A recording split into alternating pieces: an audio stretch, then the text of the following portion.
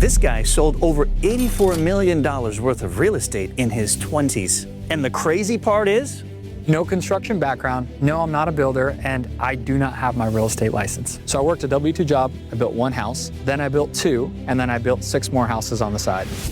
how much do you need? So it's absolutely possible to get a real estate deal done with no capital, and you don't even have to have experience. I would say the bare minimum to get started in the game is extreme hunger. You don't need to have money to do it. You can start by just flipping paper. How much can you make? With my first project on the side, I made more than my entire annual salary. We're closing in on $15 million this year alone. And can you truly become a real estate developer with zero experience? Arthur, we're standing what will become your project here.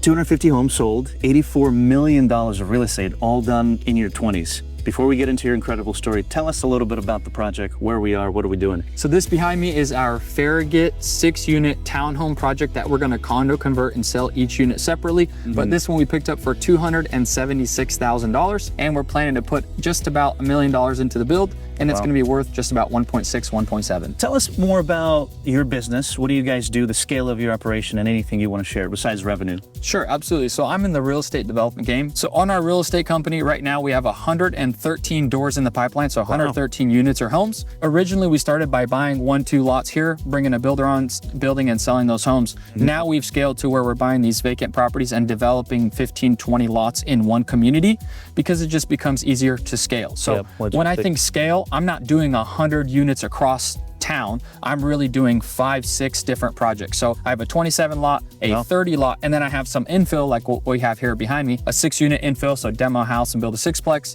And then we have some infill 4-plexes, duplexes, that type of project. From the team side, we have just about 20. But the good news is if you understand this game, you can do it as a one-man show, or you can scale to 100 doors and have a full team. And your business is broken apart between Washington, Oregon. What does the percentage look like? So the cool thing is from the real estate game is you could actually do everything from your office. As long as you understand the numbers, you understand how to look at deals, underwrite them, and then hire the right team. So I've built relationships with these different builders. If I find a good deal, I can go do deals out there. But mainly right now, we're Oregon, Washington. Well, let's go check out the inside of the house before it's totally demolished. When is that happening, by the way? In the next 30 days, it's gonna be hand deconstructed too. Okay, let's go check it out.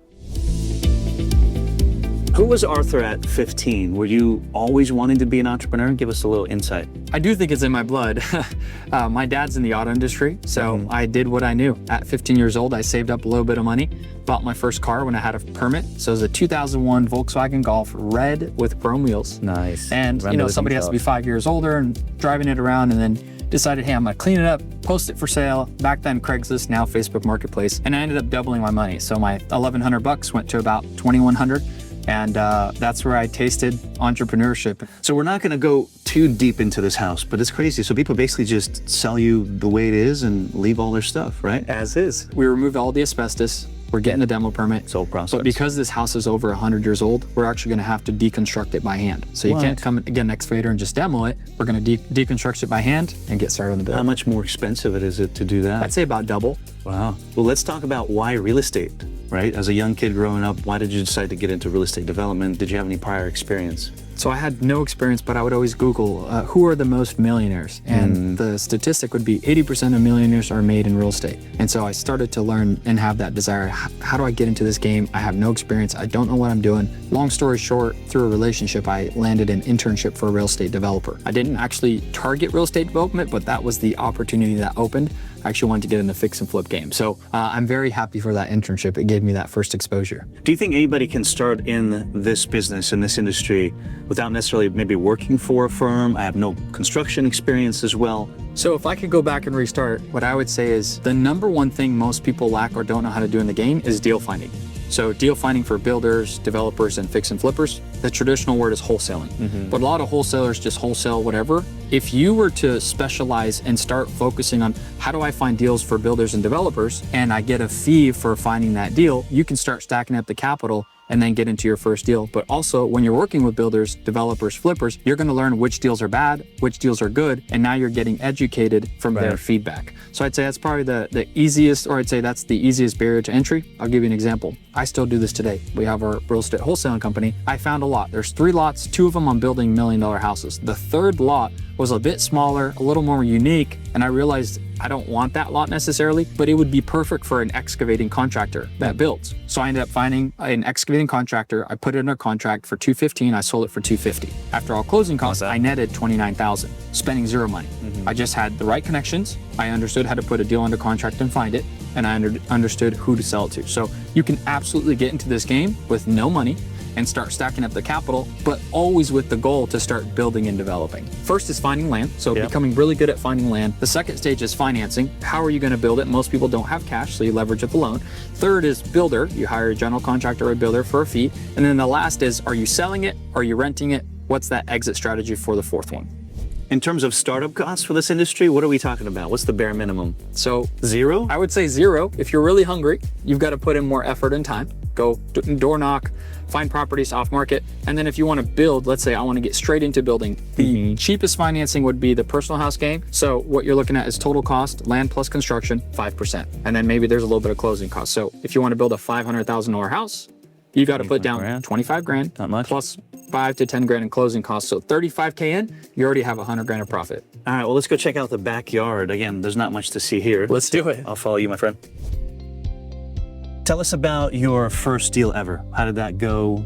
What did you learn? Kind of how much did you make, etc.? So about 5 years ago, I got my first deal done while working a full-time job. The crazy thing is it took me 4 years to do it. From the day I said I want to do a deal to the day I did a deal, I was scared, didn't know what to do, but finally had enough courage, I did it. I worked with a wholesaler. I said, hey, I'm working a full-time job. I don't have the capacity to find a lot because I didn't know how to find one. And he brought me a deal and he upcharged it $20,000, bought the lot. How I got the down payment was about $50K. Was over the last 6-7 years, I've been buying and selling cars and doing auto sales and saving up. Just saving up $1,000, $2,000 a month. It wasn't a lot. It's not like I made that money in 6 months. It was years. Anyways, got that lot from a wholesaler, put $50K down, got a hard money loan, paid 3% to get the loan done, 12% interest, wow, which is insane. So 15% I paid to the lender. Nowadays I laugh. I'm like, I can't believe I did that, but I did it. I was that hungry. And hired a builder, paid him $20,000. So I paid a wholesaler 20, him 20, paid 40 grand. And after 6 months, we built, sold it, and profited about 47 grand. So after paying everybody, I doubled my money. So imagine 4 or 5 years of work, saving up this money, and then in 6 months to double it. I was like, this is my aha moment. I'm doing this. And it was all while working a full-time job. I just stopped by every couple days to see what was happening. What does revenue look like as of today, Arthur? So gross revenue, about 15 million. Not bad. What about margins? So I would say That's margin. Kind of tough project by project, right? Project by project. But I would say the rule of thumb is you always want to have around 20 to 25% return on investment. So like this deal here is closer to 35%, but always if your deal doesn't make 20% or 25, if a market cools down a little and you're at a 10% margin, you're going to get wiped out. And so I've learned that lesson the hard way, that always keep at least 20, 25 is preferred. How come this project specifically is on the high side? So I got a better deal, number one. Number two, most people don't understand the zoning. They think it's a house. Okay, I'll go build maybe a fourplex, a duplex, but this zoning is actually up to 15 units and it's street loaded, meaning every unit's gonna walk out to the street. It's not like they have to walk by each neighbor. And so there's these little things that I've seen in these deals that I've realized I can get an extra 15,000 per unit because they're front loaded and I can fit 6, not 4. Therefore my margin goes up because the cost stays the same. You don't get to $84 million worth of real estate without knowing how to make a good first impression. And the secret to making a great first impression starts right at the front door. For your business, that front door isn't a lock and handle. It's your website. It's the first thing customers see, the place they decide whether to step inside or walk away. Successfully building that digital doorway can be the difference between success and failure for your business. And luckily, that's where Hostinger's AI website builder shines. With Hostinger, you can create a polished site in minutes. Just type in your brand name, a short description, and Hostinger will design a site instantly. From there, you can customize everything, colors, logos, fonts, with simple drag and drop tools. Need product descriptions or pricing suggestions? Hostinger's powerful AI writing tools have got you covered. You can even get a custom domain like .store, which brings 87% more traffic and 2 times higher rankings on Google for your online business, all through Hostinger. So be ready for when opportunity knocks. Just click the link below, select business plan, and use discount code UpFlip to get your business's website set up and running today. All right, blitz time with Arthur. You ready? Let's go. All right, how many houses have you personally lived in that you built? 4. How have you ever bought something ridiculously expensive just because the project went well? Yes. What is it? bought my wife a purse. Worst advice you've ever received Worst or heard advice about I've real estate? ever received. Do everything by yourself. Okay. What's your favorite project ever and why? My favorite project would be my multifamily 15-unit project. It was because it was about 1 year after I built and sold my first personal house. And to build a 15-unit that much sooner was just mind-blowing to me. That's exciting, yeah. If you could build your next house anywhere in the world, where would it be? Orange County, California. What's the best part about being a real estate developer? You own your own schedule. You control your own dime, meaning if you want to put in extra work, you can make more money. And you get to see a team crush it with you. There you go. A couple more. What's the worst part of being a real estate developer? The stress of holding loans. So I've learned now to scale down and like this property is owned all cash. Nice. And so I don't have to. Most people in the game will go get loans for all this. And so Pretty you want to leveraged get to out. that place to where you're low leverage and you can sleep peacefully at night. For sure. If you weren't in real estate, what would you be doing? Ooh, that's a good question. Selling cars? If I wasn't in real estate, I would either one, be running a dealership, Okay. or two, I actually, before getting into real estate development, I was reading the book, How to Be a Millionaire Real Estate Agent. So I was thinking to go get my test. There you go. That's a wrap. For somebody inspired by your story and wants to get in this business, walk us through that first step of finding land. Absolutely. So one, you have wholesalers, right? Other people doing the game where they spend their time and money and they bring you deals. But two, how I found my first development, meaning multiple units, more than one, is I would print off a letter that I wrote. I'd say, hey, I'm looking at your property. And then I would handwrite their address, everything, stamp it, and send out 100-200 letters a month. And I ended up picking up a deal that made over $2 million of profit. So it doesn't cost you much other than time, right? Especially for those getting in the industry, have zero to their name. Yep. What other ways would you approach it and get that land deal? You can go to the county website, so any public data website, click on that lot, and it's going to say who the owner is. You can go stop by their home. It's a little bit, for some people, it's a little scarier. Some people do door-to-door sales. It's easy. And you just knock on their door and say, hey, I saw you had this lot. I wanted to see what your plan was with it. I work with builders and investors, and I want to build a house in this area.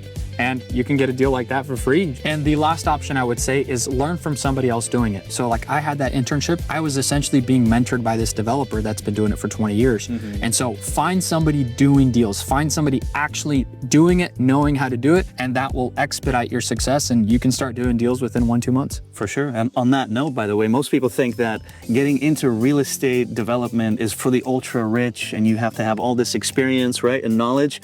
But clearly you guys, that's not the case for Arthur. So that's why we've partnered up with him to bring you guys the exact blueprint on getting into this business with no experience and limited budget. So we'll make sure to leave the link in the description so you guys can start learning from him today. All right, so where are we going next? You're gonna show us another project. What status is it? Next one is Fircrest. We are just now breaking ground on the excavation to go vertical. Nice, let's go check it out. Let's do it. Tell us about this project, Arthur. The numbers, how you got the deal, Sure. what do you hope to accomplish here and so forth? Absolutely. So this is Fircrest Phase 1. Phase 1, this is a 1.5 acre parcel. The entire project is 28 townhomes. They're all duplexes. And so duplexes, maybe a couple singles. And Phase 1, I decided to do just 8 units in the beginning. Once I wrap up the 8, we're gonna go start the next 19. So 27 actually. But this is our first duplex. Today is day 1 of breaking Nice. ground. But I've been in this project for 18 months. So this road I'm standing on did not exist. And so I actually had to do all of the development work before getting into the vertical side. How did the deal come about? Anything interesting? I mean, how did you source it? So this was an off-market deal. Actually, it was through a referral. I believe it was an attorney that referred me. They just knew of me and me doing business, but I did send some letters. The neighboring property I was negotiating as well by sending a letter. And so I ended up putting a deal into contract. I had a 9-month contract, so I didn't actually buy the property for 9 months. And I was doing all of the paperwork to actually develop. So I mitigate my risk by signing a long-term contract. I go through feasibility, all the permitting and plans and design, and so I'm ready to start moving dirt and doing the development before getting vertical. What's the price that you paid for the property, if you're willing to I share? paid $697,000 for this total lot.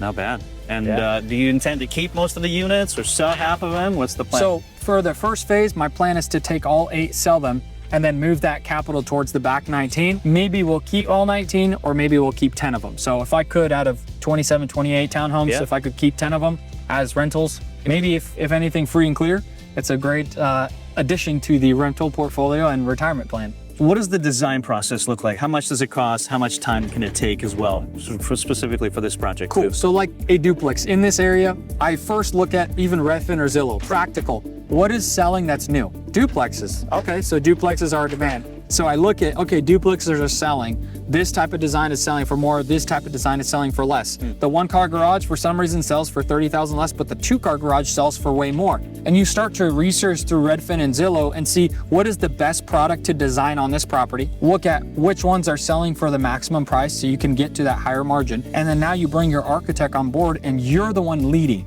So you are leading, you're the master coordinator, you're the master delegator, and you say, hey, these are the type of products I like. Can you put something together for me? Architect will start drafting up a beautiful set of plans. And it could be, what, a 12-month period, time-wise? Here, Vancouver, it took me about 3 months to get permits. So you design that, it takes the architect a few weeks, they engineer it, and then they submit for permits. You're looking at 1 to 3 months. And cost-wise, so this was $700,000 acquisition.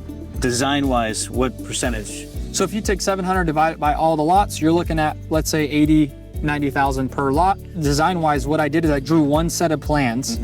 Let's say it was $3,000, so $1 per square foot, 3,000 square foot duplex. And then I just told them I'll pay you per hour to just make sure it's approved for every single lot. Gotcha. So really, on 28 townhomes, I'm paying $3,000 plus maybe $100 to $300 per extra lot. And so it ends up being a killer deal. Just because I understood, I can just change the colors, the look, put some stone, put some different siding, same layout, different look. I'm saving money and being efficient. Smart. I mean, that's the name of the game for developers and builders nowadays is it's all about efficiency. Well, this is phase one. Let's go check out phase two. Let's do it. Not much different. When do you think you're going to have the 19 up? So as soon as all 8 are in construction, we're going to start building out the parking lot and building the next 19 townhomes as well. What do you project that the build out's going to cost as far as the road and curbs? So just the road, utilities, curb, sidewalk is just about $500,000. Wow. Yep. Okay. Any reason you're building it in phases? And why not just go all out and build? Risk. I love to diversify risk. If I can sell out this and then do the next one, I feel I can sleep at night. What's the most you've made on a single project? I'm gonna add a twist to that. So most I made, I think that's a great number, but I would say what's the highest cash on cash return? What I mean by that is my down payment. Right. So I did a deal in downtown Vancouver, picked up a lot for $200,000. I borrowed somebody's money. I actually only put 97 grand of their money in, and we sold the project and we netted 235,000. So the 97,000 was like a 240% return. That was another one of my aha moments of I just made half that profit and worked maybe 1-2 hours a week. Amazing. Using somebody else's money. So I love the game of leverage, financing, having the right banks in place. But in general, in developments, you're looking at probably 100K a home. So if I do 30 lots, $3 million. So once we have everything ready to go paperwork-wise, let's talk about going to a lender and getting the funding you need to move the project forward.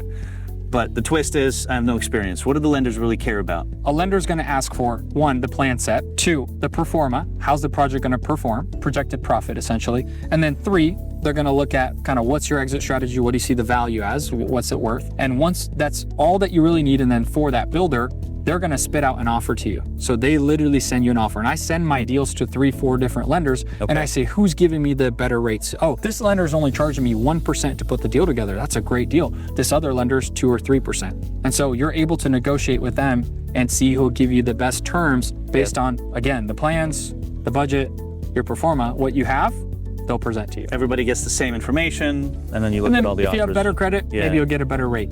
But maybe a little twist. I learned from my brother, he built his first house while being in debt, using a lender and having 500 credit score. They still gave him a loan because it was asset-based, meaning that build had enough juice or profit, they gave him a loan. And so that was kind of my, I can do it. I don't have credit. I just have to pay a little more interest. So you've had deals where investors basically put up all the upfront money.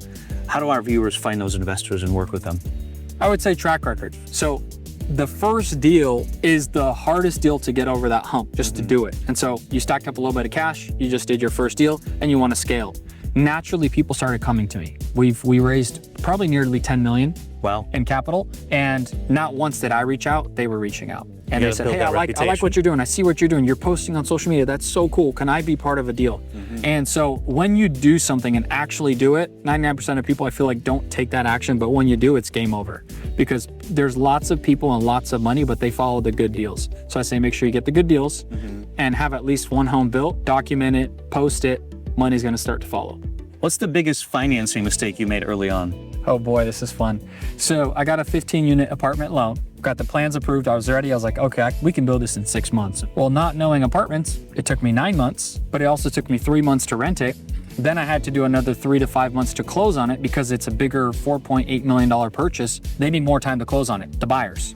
So I did a 12-month loan, so 12 months, and it expired when I just finished the build. Oh man. And I had to extend it. The extension fee was 70 grand. So I had a $70,000 mistake. Let me just say all of my loans are now 18 to 24 months long. So the lesson is The lesson I would say is understand truly how long it's going to take you to build a project and understand how long it's going to take you to sell the project or rent it.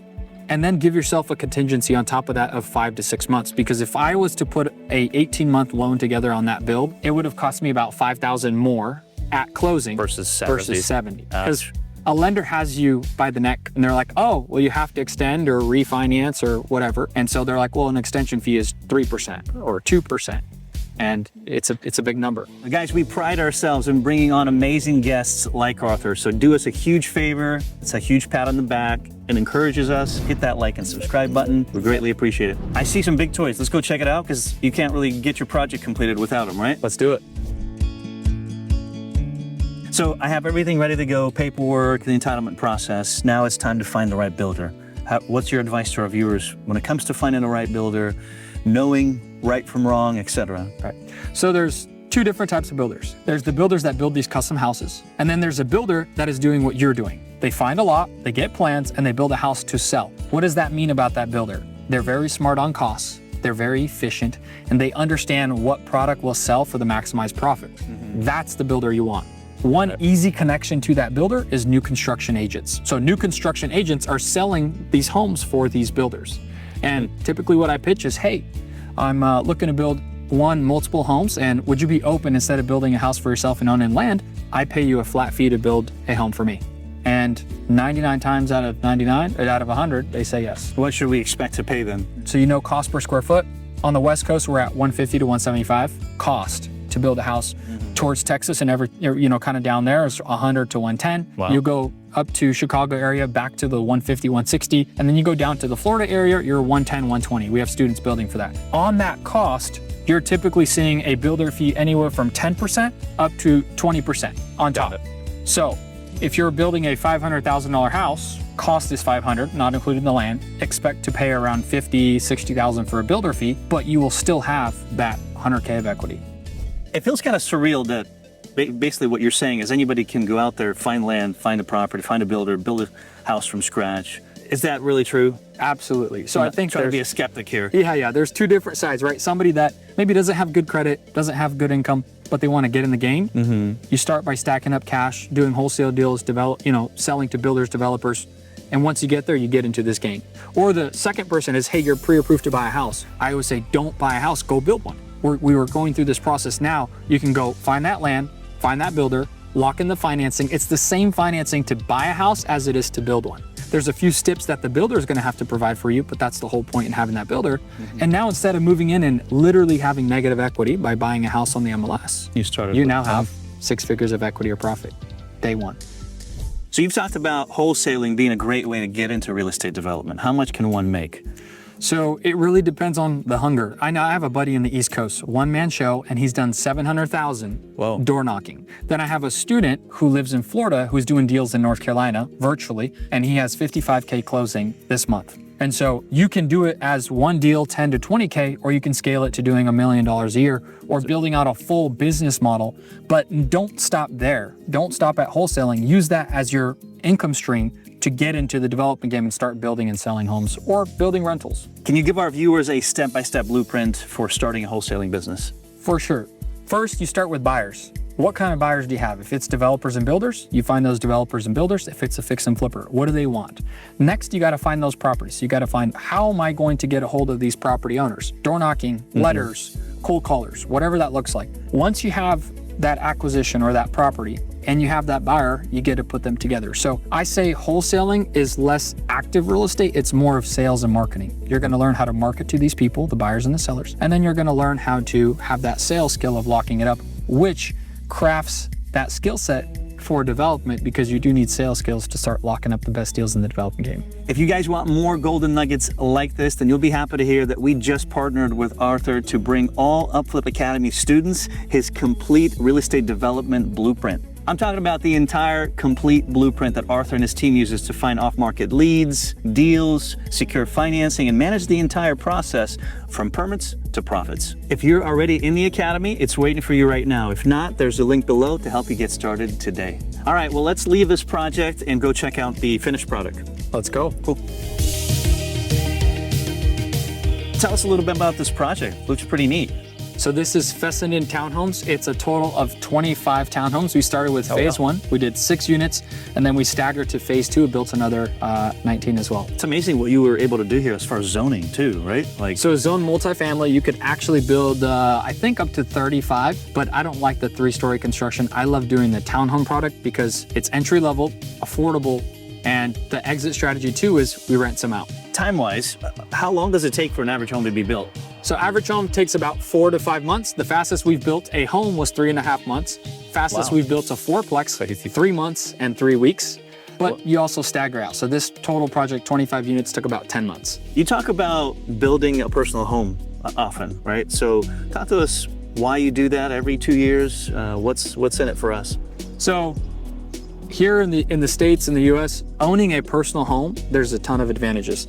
The first is you put a third of the down payment down. So let's say if on an investment property you put 100 down, you're gonna put around 33K down. Yeah, makes sense. The second is there's a really great tax advantage. So when you live in a personal house, a primary residence, and you live there for 2 years, there's a tax exemption. As a single person, you can make $250,000 in profit. If you're married and you guys file together, Pay zero taxes on. Up to $500,000, and all of that is tax-free. It's not like defer, pay it later. Right. It's literally tax exempt. It's the code 701 in the IRS. And so what I always say is to get into this game, if you can assemble the right team, as we talked about, get the land, get the builder, lock in financing, build it out and move in with 100 grand of equity or 200 grand of equity. Let it appreciate, because new construction doesn't lose value as quick as, let's say, an existing house. There's HVAC, everything you have to replace. It's brand new. It appreciates, you create 200, 300, 400K of equity, and you've got into the game, you take advantage, and you keep the entire check. Makes sense, but it also requires a lot of patience then, obviously. Well, you right? enjoy the house, right? If you're gonna go buy a house, build one. That's always my saying. If you're approved to go buy a house, or if you have a current house, go build your next house. Create that equity, create that sweat equity, that force it. If you can. Rather than buying a house and hoping for 3%, 4% a year, Right. you make it work with your knowledge and skill set. What's your top advice when it comes to negotiating, specifically with builders, maybe buying land? What have you learned? Number one, find the problem.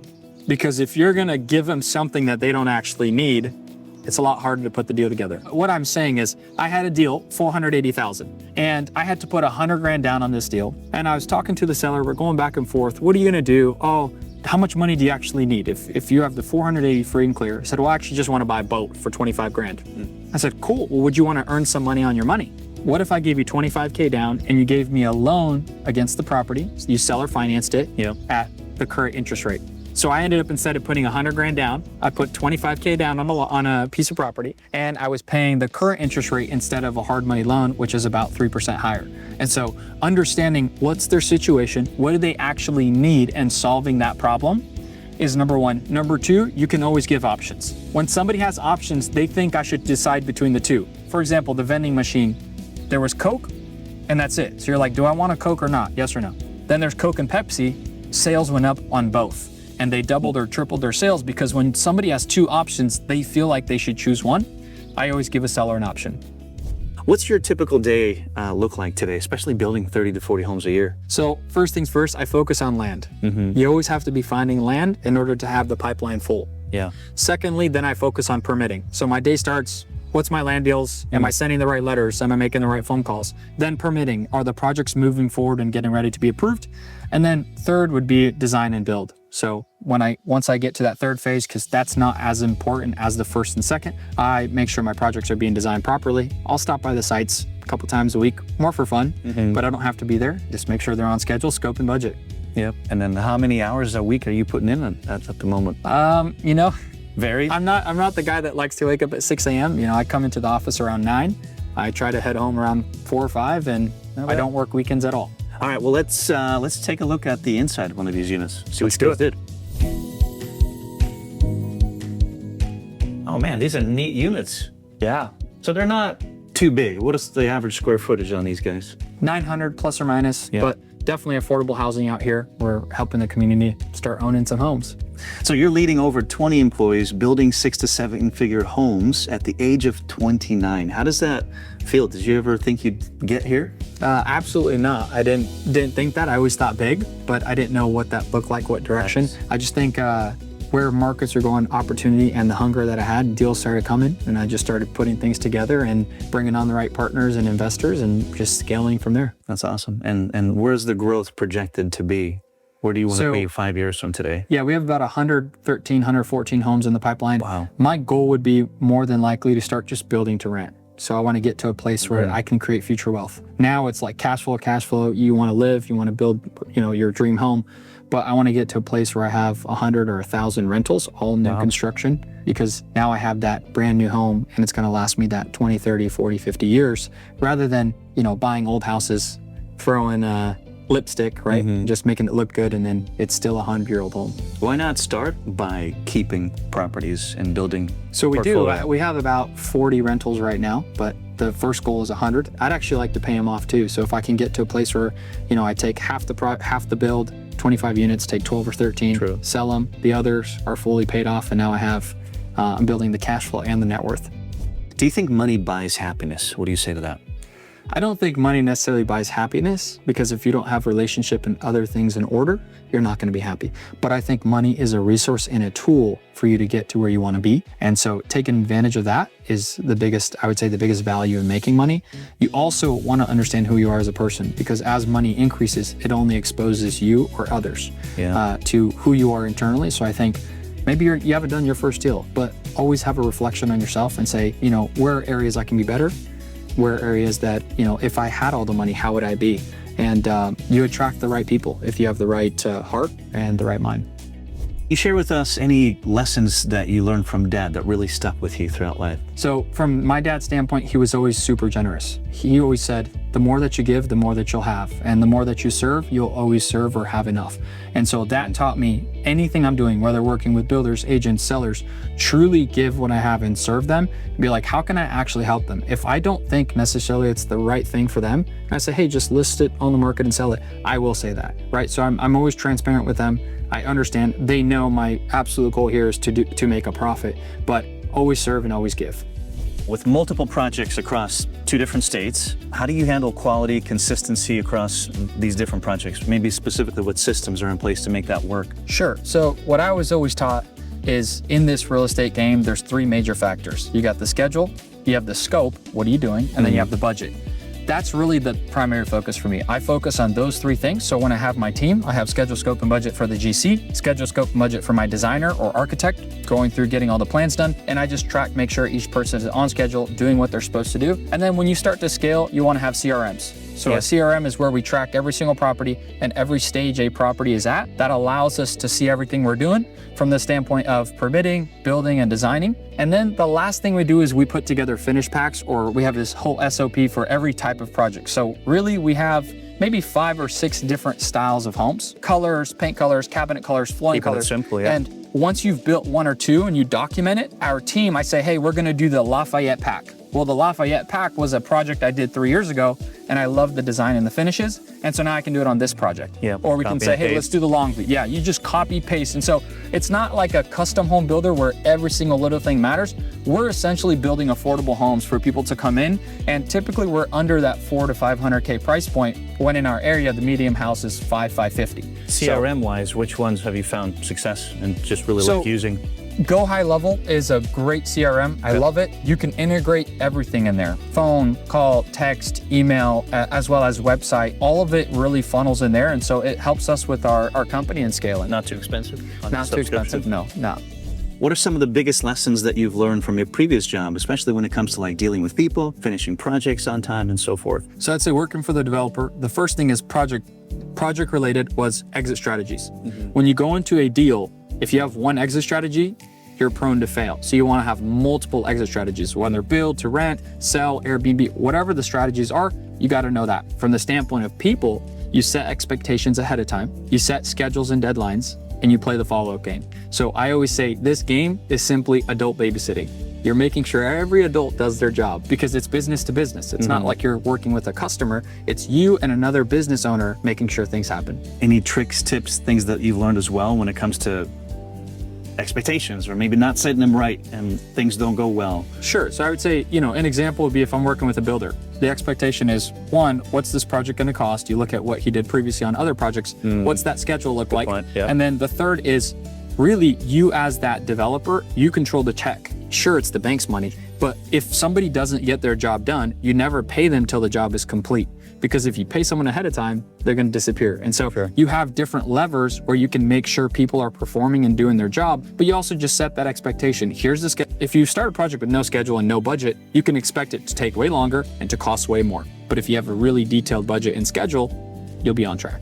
How does it feel having come so far, Arthur, from that very first deal to today? I would say it doesn't feel real. So I actually always thought, because I got exposed to the auto space, I thought I would run a dealership. But what's interesting is I found a piece of paper from 2016 and it had my goals. And one of those goals said by 2027 to build over 100 homes. Ironically, I forgot. I found that paper. I'm like, this is crazy. I've done 2.5 times that in a 5-year span. So I will say, write things down. There's actually a statistic. If you write something down, you're 4 times more likely to do it. What were some of the biggest challenges you faced, especially early days? I would say you don't know what you don't know, right? I don't know what it's going to take to build 3 versus 1, or what it's going to take to build 6 or 12. And so I was ever learning, ever evolving. And to be honest, I learned that I just have to be a master problem solver. That was the biggest key for me, is if something did come up, how do I solve it? How as fast as possible and get a solution just to keep the project rolling. Any tips for becoming a master problem solver? I would say write the problem down and get 3 options of what you could do to solve it. Usually the third one is going to be the one that's the actual, it's to me the hardest one to write down. Be like, man, but once you get creative, you're like, oh, that's right, I can do it. And so I think just understanding when there is a problem, there's always a solution. In your journey so far, Arthur, what's been the biggest disaster that you kind of had to deal with, and what did you learn from that? So I think as we scaled up really fast, we just started building a 10 unit, a 5 unit, another, and we just kept going. And, partners, investors were coming in saying, hey, I want to be part of what you're doing. I love what you're doing. And it's been working thus far. Interest rates went up, right? We went to that. This is what, a couple years ago? Or? Just a couple years ago, 2022-ish. Interest rates went to that close to 8%, if not 8%. Yeah. And everything started to sit. And so all of a sudden you have $50,000, $60,000, $70,000 interest payments. Jeez. You start to freak out a little and go, uh-oh, if stuff's not selling, I can project a year in advance. If we have everything set aside for a year, it's called interest reserves. So you set aside that money. If we can't sell it all, we've got to do a different strategy, whether it's rent it, sell it for a lesser price, maybe Airbnb, whatever that looks like. And so that's where we gave birth to our real estate wholesaling company, was through paying. Where fast cash. And so we started cash flowing in the real estate wholesale game. So the wholesaling saved the development. Absolutely. And so we grew too fast. And I think with growth pains, you always have cash constraints and cash flow constraints. And so I've learned that cash is king, or cash flow is king in this type of business, whether you're buying rentals and you have rental income while building more projects. But that's where we learned that game specifically. The hard way. So the other lesson I learned was I also built a personal house. So on that personal house, I put about $50K down. It was about a $650,000 build. Not bad. And then I ended up selling it for over $900. After living it for a couple years, I realized on this game, you have to put 2 to 3 times more money in. And it's really focused on the investment and making sure the asset performs. The personal house game is, if you have a decent income and you want to get into this real estate game, you can hire a builder, build a personal house, enjoy it for 1 to 2 years, create that equity by building it. If you at least start there and then bolt on this game, you can take it through the roof. In what ways has your success today changed your perspective on life? I would say bigger is not always harder. And what I mean by that is when I did my first build, that first project that we spoke about, and before that, I had to buy and sell probably 30 to 40 cars. It was 10 times easier to do that build. It was equivalent to flipping 1 car, build 1 house. Now, doing a 28 lot subdivision like Furcrest is easier to me than building that 1 house. And so I think having that perspective, when you see someone doing these big things, a lot of times it's actually easier when you get there. It's just the lack of knowledge. So my biggest lesson is you don't know what you don't know. That's what could stop you from getting where you want to go today. And then the last thing is relationship. The better you build relationships, the further you're gonna go in life. I have great relationships with builders, agents, investors, friends, people connected in other industries. I can give them a call and I can step into whatever I want to do because I've networked over the years. I've gone to events. I've spent time with people. I just listened to people and I was there for them and provide as much value as I could. All right, so your brother's a real estate builder, right? You guys work together. What's your advice to our viewers on working with family, making it work, and not crashing the party? I would say make sure you have separate roles. So I do the development, I do the paperwork, I get it all ready. He comes in and he builds. If you guys have separate roles, it's easy to make sure everyone's in line, they're performing or they're not. When two people do the same thing, I think that's when you can butt heads. And then two, I think just expectations, right? Make sure both of you set expectations ahead of time. I think that's absolutely valuable to the builder, to when you're getting plans done. You always set those expectations. You know what's coming forward, allows you to get that project done. And if they don't, you say, hey, here was the expectations. It wasn't done, and you can go from there. What's the biggest misconception you think that people have with regards to real estate development? Yeah, I mean, if somebody saw this site and then they saw me, they would never connect the dots. You know, it seems like this big, massive fund or someone from New York or LA. I think understand that a one-man show can do something like this. Absolutely, if you have the knowledge and the experience. And two, you don't need as much capital as you think. You can start off small. So I scaled 1, 2, 5, 10, 20, 30 to now over 200. So we've talked about the upside of building and the fun doing it, but what are some risks? I mean, we hear a lot of builders go bust, especially in tough economic times. They're over leveraged. What do you think? Yeah, you said one piece of it, and I think that's leverage. A lot of times, like, let's say you make that really good return on that first, second, third, fourth build. And what you want to do is take everything you made and put it into the next deal, and you keep stacking. But what's happening is you're getting a bigger and bigger and bigger loan to a point where you're not creating some cushion for yourself. So my advice to anyone is, if you build that first house and second, and then you get to 5, 10, start taking some as rentals. Build 10, take 20%, make them rentals. Create future wealth. Because I learned that from my mentor, that developer, where he said, you know, most people in 2008, they lost everything is because they just kept putting it all right back in, but they never stacked some on the side and they never created themselves some sort of nest egg. What would you tell your 19-year-old self about this business and before getting into it? I would say sales. And so master and craft being really good at sales. That's going to get you the best deals possible. I just naturally had to learn sales. I was selling cars, then I got into this real estate game, and selling is truly the backbone of business. Marketing would be that second piece. So if I told my 19-year-old self, it would be study sales, get better at sales, just understand people. And I think it's a lot of that mindset, psychological side of things with just interacting with people, understanding how to solve problems, etc. What's maybe one common real estate advice that you personally disagree with, you think? Well, I would say you have to be a builder to build houses. That's not necessarily true. I don't have a general contracting license and I was able to build over 200 homes. So I think understanding that you have to find the right people to do what you want to do, right?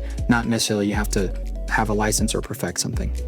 What's one business book that really changed your perspective and how? I would say How to Win Friends and Influence People, if I said that correctly. The reason for it is when you know how to talk to people and you know how to even listen to people. So with sellers, the biggest deals I've done is where I did the most listening, not the most talking. Good point. And so I would say that book can change your perspective on how you land an internship, where that's where I got exposed to the game, or how you can do 150 to 300K assignment deals or wholesale deals, because you understand listening is actually the biggest skill set.